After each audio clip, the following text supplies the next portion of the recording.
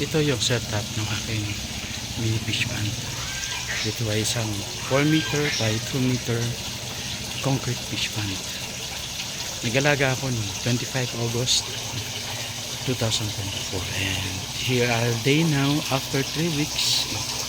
Ito lang aking mga isda. Binili ko pala ito mga size 24. Ito yung pinakamaliit, size 24. Now, they are 3 weeks old. 3 weeks ko lang inaalagaan. From 3 weeks, yan na sila ngayon. So, meron akong ginawa na eto, yung aking filter. Nakakolek yan sa isang 1/2 na tubo. Tapos, bumili ako ng Sumo na ang brand nung power pump na binili ko ay Sumo. 3,000 liters per minute, something like that yung capacity. And bumili ako ng aerator, I think Hialeah 8308, something like that. Ang capacity niya ay 30 watts na merong 50 liters per liter, 50 liters per minute yung kanyang naibubugang hangin. So malakas naman siya. 4 yung pinapagana. 1, 2, 3 and doon. So may 4 ay 5 sila. And then bumili ako ng matalahos. So ito na yung mga aking isda. At 3 weeks old. So I suggest pag bibili kayo ng similya, bili nyo yung size 20, size 12. Ito yung size 12 actually. Usually ang size 12 is parang 1 month and 2 weeks, something ganun. Ito siya ngayon parang size 14 siya ta, I'm not sure, parang size 14 or size 12 yung mga ganyan. Ano siya, bali bumili ako ng 3,500 pieces. Bahala na kung paano ko sila bubuhayin dito. Papakain ko lang.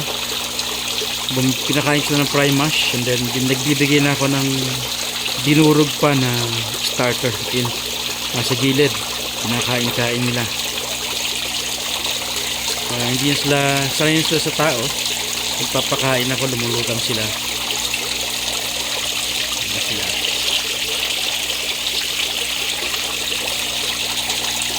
So sa mag-alaga ng tilapia dyan, I suggest bibili kayo yung size 12 or size 14 kasi mas malalaki na yun.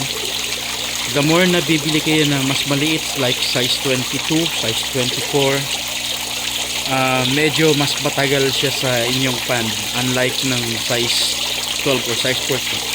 Mas mabilis yung aalagaan, mas mabilis yung ipapalaki.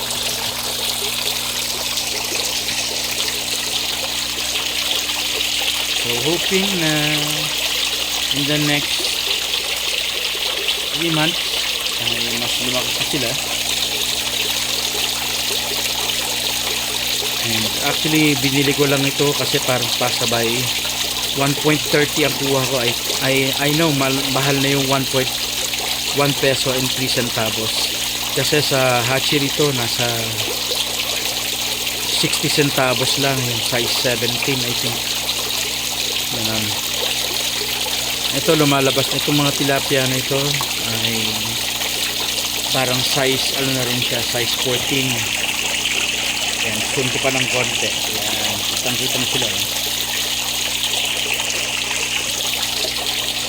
So I am a former LFW and na-inspire ako kay Pinoy Palaboy. Yung pond niya is 3 by 3 meters square meter. Ito naman ay 2 by 3 square meters.